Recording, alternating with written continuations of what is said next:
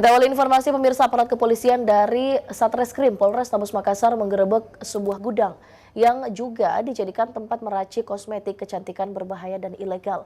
Polisi mengamankan sejumlah barang bukti, ribuan botol pelembut wajah, sabun pepaya dan beberapa label yang telah dicetak.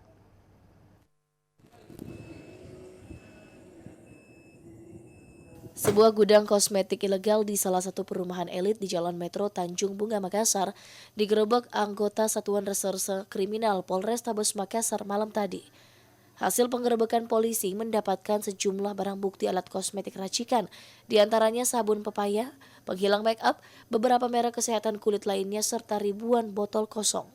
Selain itu, polisi juga turut mengamankan 5 orang terduga pelaku masing-masing berinisial IH, OP, IN, KG, dan YY. Terduga pelaku telah menjalankan bisnis ilegalnya sejak 2 tahun lalu.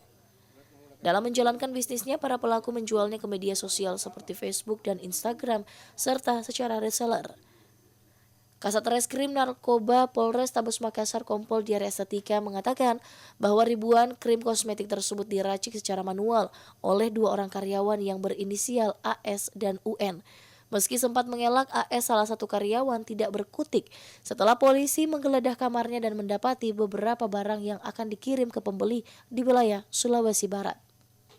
Baik, kita dapat informasi dari masyarakat bahwa ada rumah yang digunakan untuk melakukan home industri produk kecantikan, kemudian kita tindak lanjuti dan pada hari ini kita berhasil amankan 3 orang yang berperan masing-masing untuk meracik, kemudian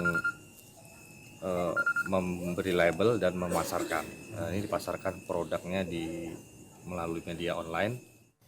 Selanjutnya, ribuan botol serta alat kosmetik dan beberapa jerigen beserta cairan tersebut dibawa ke Mapolrestabes Makassar untuk diamankan.